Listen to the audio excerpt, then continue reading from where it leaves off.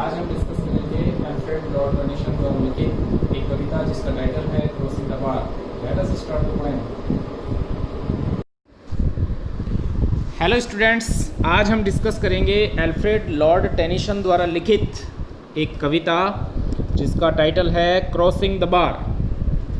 और जो बार है इसमें एक सैंड बार को कहा गया है। एक ज्योग्राफिकल स्ट्रक्चर होता है समुद्र और नदी के बीच में, उसको सैंड बार कहते हैं। तो ये जो बार वर्ड इसमें टाइटल में यूज़ हुआ है ये उसी के लिए है, सैंड बार के लिए। तो शुरू करते हैं। Crossing the bar is a short poem focusing on the transience of life and the finality of death. Death और लाइफ के बीच में जो ट्रांजिएंस है उसके ऊपर ये कविता लिखी है अल्फ्रेड लॉर्ड टेनिसन ने 1889 में, 1889 में, जब उसके आसपास ये काफ़ी बीमार हो गए थे लॉर्ड टेनिसन और इनको लगने लगा था कि जो मृत्यु है वो इनके करीब है। उस समय इन्होंने ये कविता लिखी।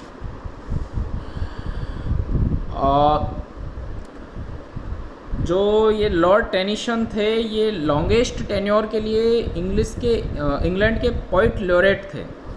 1850 में जब विलियम वर्ड्सवर्थ की डेथ हुई उस समय इनको इंग्लैंड का पोइट लॉरेट बनाया गया।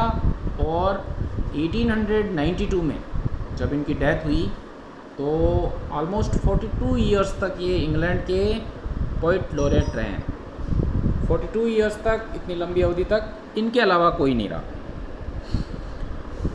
And today he is well celebrated for his short lyrics. इन्होंने बहुत सारी लिरिक्स लिखी, उनके लिए इनको आज भी याद किया जाता है। विक्टोरियन एक पोइट थे।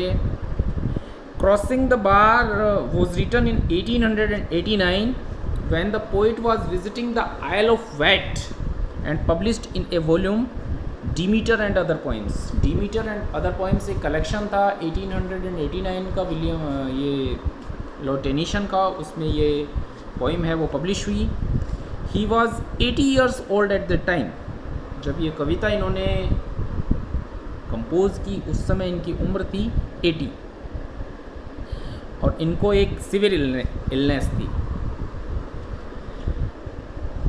The illness, however, made the poet ponder on death, as he himself was very old and near his death।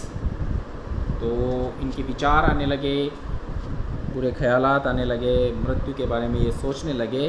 तो उसके बाद ये कविता इन्होंने लिखी। He uses the metaphor of crossing a sandbar to represent death। इस poem में जो बार है वो डेथ को रिप्रेजेंट कर रहा है। He died 3 years after composing this poem and although he wrote a few poems after this poem, he requested that all of his poetry volumes be ended with this poem. कि उनके जितने भी poetry volumes publish हों उसमें सबसे अंत की जो कविता है वो यही हो। क्रॉसिंग द बार के बारे में उन्होंने ये कहा कि जो इनकी अंत की कविता है वो यही होनी चाहिए। क्रॉसिंग द बार के अगर फॉर्म और स्ट्रक्चर की बात की जाए तो this poem consist of 4 stanzas. 4 stanzas की कविता है and each of them are quatrains. Quatrains means 4 lines. The poet uses the classical rhyme scheme of ABAB। The rhyme scheme of each stanza is ABAB. This is a classical form of stanzas, classical rhyme scheme। The structure of the poem is akin of that of a ballad verse, but it falls short of the meter। Meter इसमें कहीं दिखता नहीं है। There is no apparent meter throughout the poem। The length of the lines is a feature of interest in the poem। The poet varies the length of the lines between 10, 6 and 4 syllables per line randomly throughout the line। कभी कभी syllable 6, 10 इनमें विभाजित हो जाते हैं। The entire poem is connected। ऐसा नहीं है कि हर एक क्वाट्रेन है उसका कोई डिफरेंट मीनिंग है, पूरे क्वाट्रेंस हैं वो आपस में कनेक्टेड हैं। बहुत इन थीम एंड कंसीट और थीम की अगर बात की जाए तो इसके जो चारों क्वाट्रेंस हैं वो कनेक्टेड हैं। The poet varies the stanzas do not stand individually on their own. They are tightly knit and carry the meaning forward to the next ones. तो शुरू करते हैं अब इस कविता को, क्रॉसिंग द बार।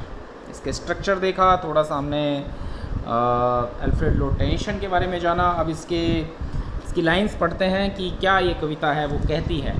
मृत्यु के बारे में कवि के ख्यालातों को ये उजागर करती है ये कविता।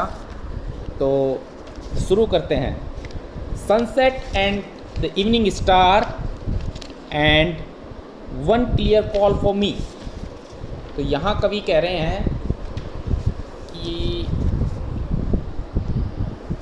एटमॉस्फेयर को ये डिस्क्राइब कर रहे हैं, आसपास का जो एटमॉस्फेयर है उस समय उसको ये डिस्क्राइब कर रहे हैं। And says it's a sunset and the evening star can be seen in the sky.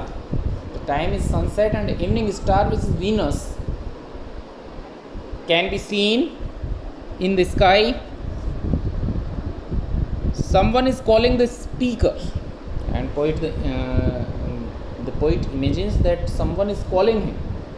Someone is calling him. It is a clear, unmistakable call. It's a clear unmistakable call is the call of death. और जो ये call है इसको जो poet हैं वो call of डेथ कहते हैं। The speaker believes that is death is close. It is interesting to note here that the imagery of the poet presents before us is that the start of the poem sunset and the evening star represent the end of the day.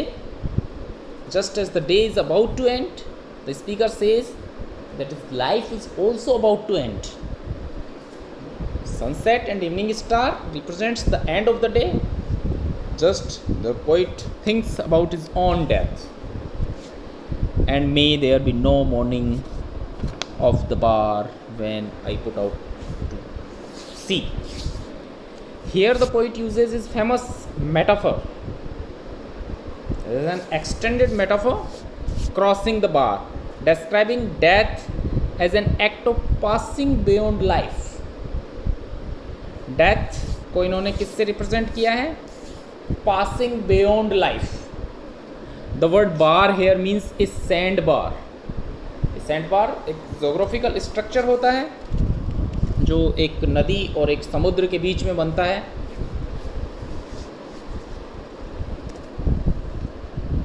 The poet uses this sandbar as a symbol of death,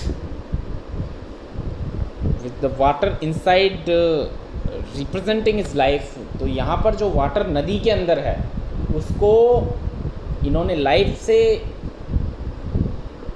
represent किया है, और जो समुद्र के अंदर जो पानी है वो आफ्टर लाइफ इन्होंने माना है। और बीच में एक सैंड बार है, एक जोग्राफिकल स्ट्रक्चर है जिसमें रेत है, उसको इन्होंने उसको क्रॉस करके उधर जाएंगे, तो उस पे ये कविता है। The poet wishes his death to be without pain and without mourning. जब कभी ये चाहते हैं कि जब उनकी मौत हो तो लोग उसका दुख नहीं मनाएं। सेकंड स्टेंजा शुरू करते हैं। फर्स्ट स्टेंजा शुरू हो गया, ख़त्म हो गया। Second stanza, but such a tide as moving seems asleep, too full for sound and form. Through the poem, the poet Alfred Lord Tennyson compares his impending death to crossing a bar. पूरी कविता में इन्होंने impending death, जो इनकी death होने वाली है उसके बारे में इन्होंने, इनके मन में ख्याल चल रहे हैं, उनको रिप्रेजेंट किया है। In stanza, the speaker of the poem talks about the inevitability of death. इस स्टेंजा में वो inevitability, अक्षुण्यता, जो सुनिश्चित है डेथ, उसके बारे में बता रहे हैं। The poet says that when he puts out to sea, कि जब वो उधर जाएं, मतलब नदी का पानी जब समुद्र में जाए मतलब वो लाइफ से आफ्टर लाइफ में जाएं, दैट व्हेन ही डाइज, जब वो मरे, जब उनके जीवन का अंत हो, let it be like the ride which seems asleep as it moves. The speaker wants his death to be smooth. उनकी जो लाइफ है वो स्मूथ हो, वहाँ पे कोई साउंड नहीं हो। साउंड का मतलब यहाँ से मॉर्निंग, कराहना, crying, no crying. Like a calm sea wave, like a calm sea wave which is too full for sound and foam. The speaker hopes that his wife will be silent, smooth and quick, making no fuss. When that which drew from out the boundless deep turns again home.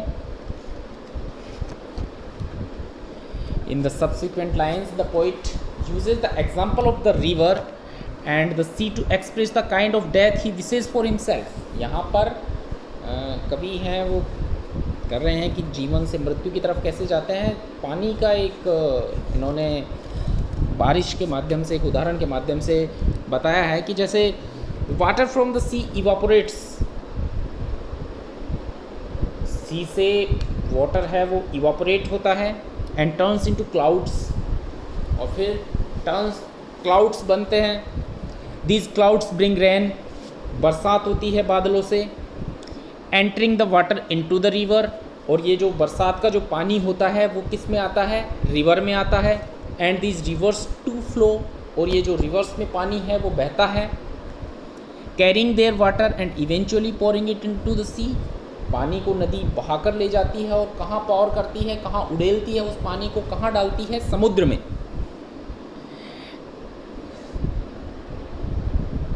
And thus the complete is cycle and the water returns from it came where it came. और इस तरीके से एक cycle बन जाता है कि पानी है वो बादल में गया, फिर रिवर में आया, फिर समुद्र में आया, फिर जहाँ से वो निकला था वहीं वापस आ गया। Just so the speaker, poet यहाँ पे कहना चाह रहे हैं उसी तरीके से, the poet considering himself like the water, अपने आप को वो वाटर से तुलना कर रहे हैं। says that he is returning where he came from, जहाँ से वो आए हैं वहीं तो जा रहे हैं, जहाँ से वो आए हैं वहीं जा रहे हैं। The boundless deep here apparently stands for the sea. Boundless deep है वो कहाँ, किसके लिए स्टैंड कर रहा है यहाँ पे, sea के लिए। And in an allegorical sense to the place the poet believes he will go to after his death. Third stanza पे अब आते हैं। सेकंड स्टेंजा है वो समाप्त हो जाता है।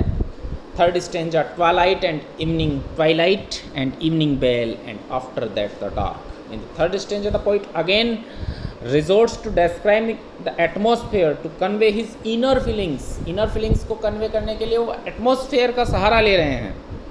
It was sunset when the speaker started the poem, जब कविता ये शुरू हुई थी उस समय सनसेट था, इवनिंग स्टार था, और अब है वो ट्वाइलाइट का टाइम हो गया है, थोड़ा सा डार्क हो गया है, डस्क का टाइम हो गया है। It was sunset when the speaker started the poem but now it is twilight. The sun has already set and the horizon and dusk is settling. Horizon पे डस्क है वो सेटल हो रही है। The speaker can hear the evening bell tolling. पाश्चात्य देशों में शाम के समय में चर्च वगैरह में होली प्लेसेस पे इवनिंग बेल है वो रिंग होती है, उसका टाइम हो गया है। It is indication that night is approaching, कि नाइट है वो आने ही वाली है, और नाइट आने वाली है मतलब डेथ आने वाली है। कभी ये रिप्रेजेंट कर रहे हैं यहाँ पे कि एटमॉस्फेयर में जैसे ही नाइट आने वाली है तो नाइट उतनी ही दूर है जितनी कवि की मृत्यु दूर है। Then after a while it gets dark, और कुछ समय पश्चात बहुत ज़्यादा अंधेरा हो जाएगा।